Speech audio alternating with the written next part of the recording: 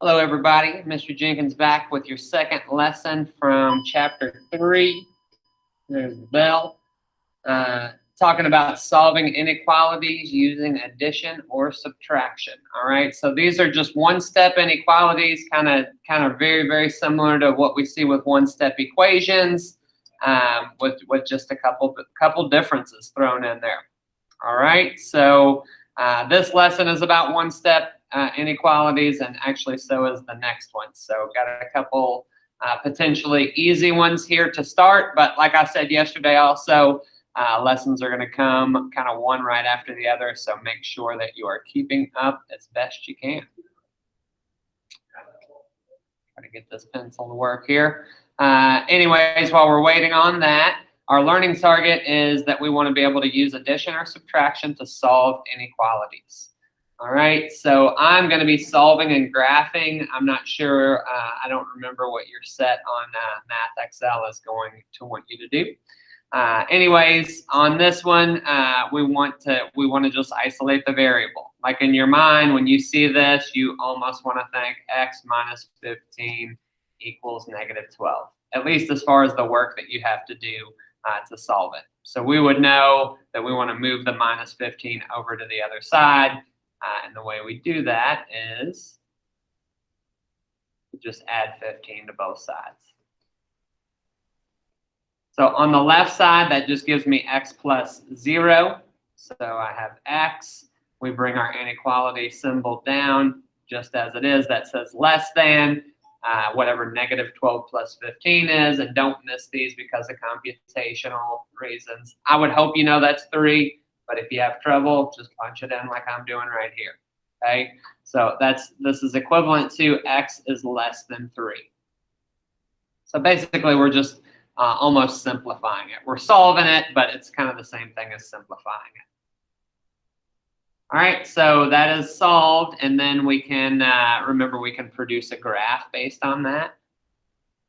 So on a graph, we'd want to see the part of the number line that shows 2, 3, and 4. Since 3 is my boundary, it's going to be an open circle because it's not or equal to, and it's going to shade to the left. Okay, so something just like that. All right, so that's kind of what we're doing. Looking at B, we want to isolate the variable again, so we want to get rid of plus 11 or move it over to that side. That would be minus 11 to both sides. On the right side, it just gives me m plus 0, which is m. On the left side, it gives me whatever it gives me. So negative 2 minus 11 is negative 13. And again, if that's a struggle for you, then you think negative 2 minus 11. You just type exactly what I said. It's negative 13. The way I think of that, though, is like negative 2 plus negative 11, because that's the same thing. And then we bring down our inequality symbol, less than or equal to m plus 0, or just m. Now, remember, these can be a little bit tricky. We talked about this in the first lesson when the variable's on the right side. So it is good for you guys to know that this is equivalent to m is greater than or equal to negative 13. Remember, when you flip it around, you know, we all know the alligator trick, right? The alligator is eating the m over here, so it should be doing the same thing when we flip it around. This just makes it much easier to graph when we rewrite it. Okay, so we could graph that, or remember, we could also write it in interval notation, right? So as a graph, that would be all numbers, including negative 13 and larger. So that'd be closed circle, shade to the right. So in interval notation, that would look like this. Bracket, negative 13, comma, and we're going toward positive infinity anytime we have greater than. So this would be another way to express it. Okay, just throwing that in there. Let's see. Let me just do a couple more, and then I'll leave you E and F. All right, so looking at C, I'll work a little bit quicker. I'm going to add 4 to both sides, and that's going to give me x is less than or equal to whatever negative 1 plus 4 is. So 3. x is less than or equal to 3. On a graph, that one looks like this. Well, we wouldn't want that. We'd want 2, 3, and 4, and then be closed because it's or equal to, and then the numbers that are less than are to the left. All right, then you have D. We are subtracting 4 from both sides. 6 minus 4 is 2. X plus 4 minus 4 is x. So 2 is greater than or equal to x. All right, or, I'm going to flip that around. That's the same thing as x is less than or equal to 2. In interval notation, that would be less than, so my lower boundary is negative infinity. And again, this is just another way to show a graph. So negative infinity up to the boundary 2, that's my high point, and 2 is included because it's got or equal to. All right, I will leave the next two for you guys to do. Example E and example F. You can check those on the filled out notes. I think on the filled out notes, I do graphs and interval notation, so you can check it both ways. That's all for example 1. And then we have example 2. It says solving an inequality and checking solutions, right? So now we're going to do the same thing we've been doing, except we are going to actually pick out a point to check our answers, right? So with an equation, we know we can always sub back in, and it's pretty straightforward. With inequalities, it's a little bit less straightforward to do this part. So we'll get into that. All right, so anyways, solving is just the same. On this one, I'm adding 3 to both sides. So on the left side, that's going to give me 10 plus 3 is 13. Bring down your inequality symbol, greater than or equal to. On the right side, x minus 3 plus 3 is just x. All right, so, well, if I'm going to graph that, I'm going to want to flip it around, say x is less than or equal to positive 13.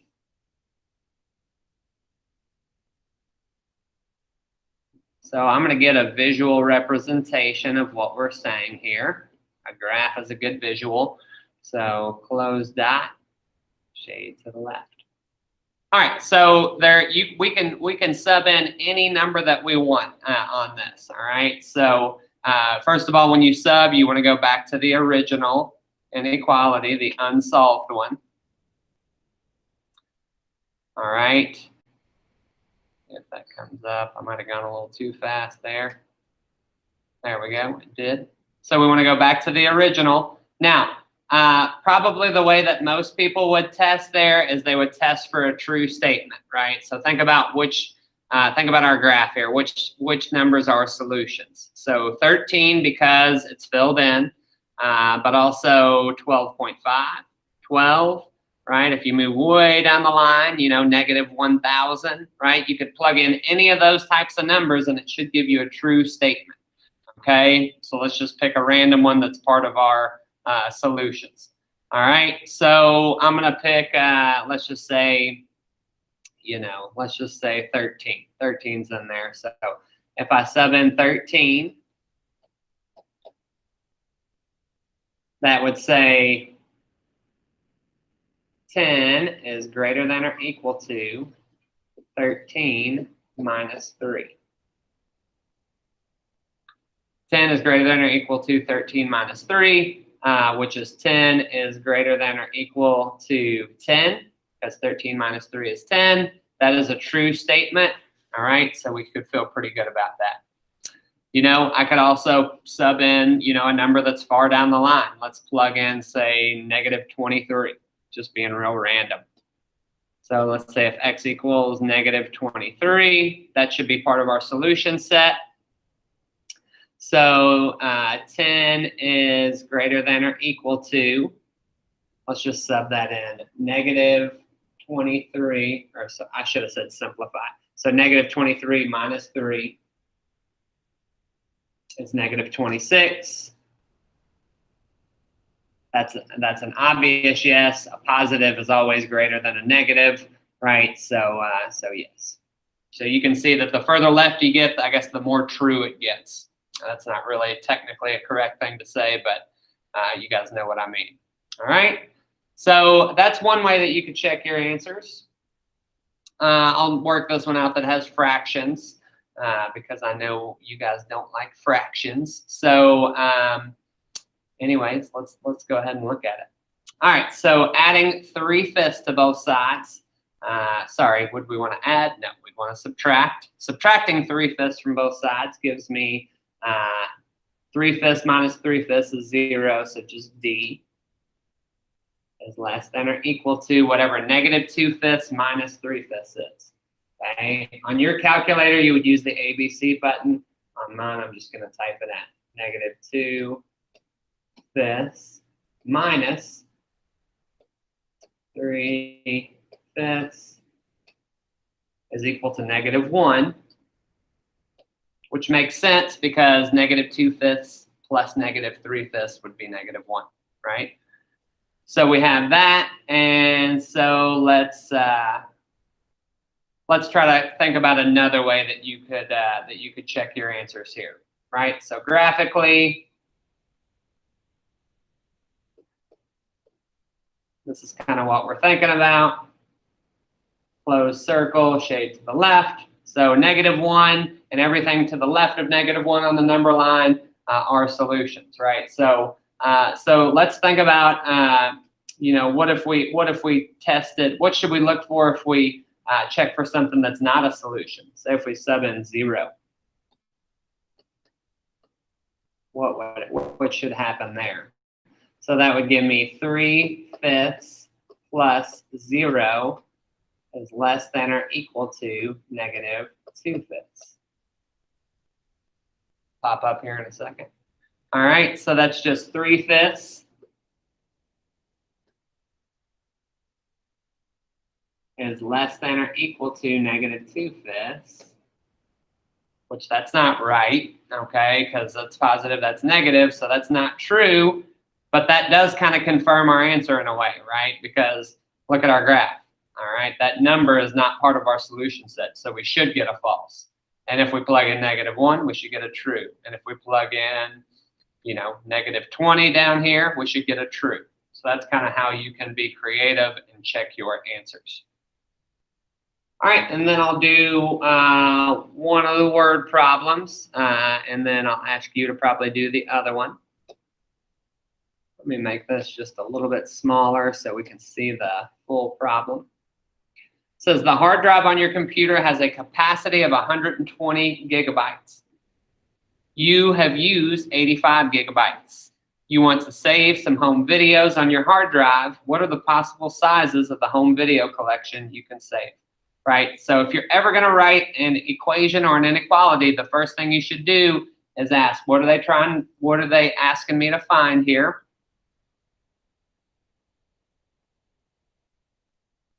They're asking me to find the possible sizes of the home video collection in gigabytes, right? So let's let X equal size of videos. See what I've written. Sorry, my computer's having a little bit of trouble keeping up. Size of videos measured in gigabytes. All right, so once we have that, it gets a little bit easier, okay? So if we've already used 85 of 120, then we would kind of set it up this way. We would say the size of anything we add to that plus the 85 that we've already used, that would be an expression that represents the total size that I've used for any size, for any additional video space. Okay, which is what we're trying to solve for.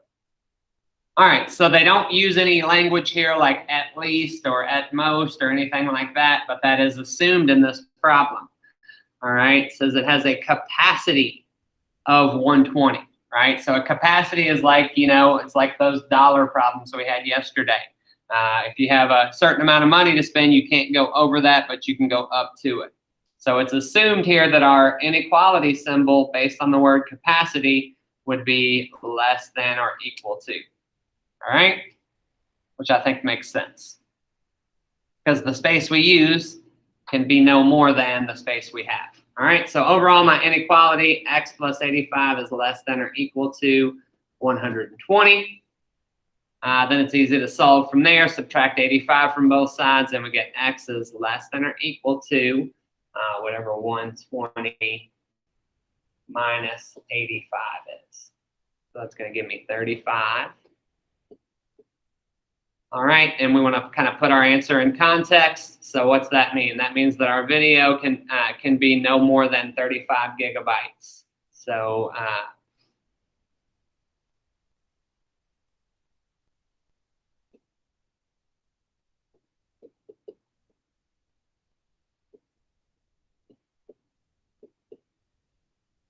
all right, but on a real world problem, you also have to think about, so if I just thought about the graph of this one, kind of going a little deeper,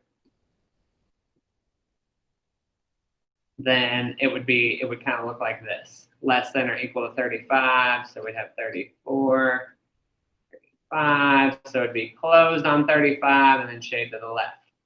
So if I'm just thinking about that, then that includes numbers like -1, -1500, stuff like that, right? So on a real world problem like this, you do want to take out the negatives, right? So basically we go from 0 to up to 35, right? So or a more specific answer, from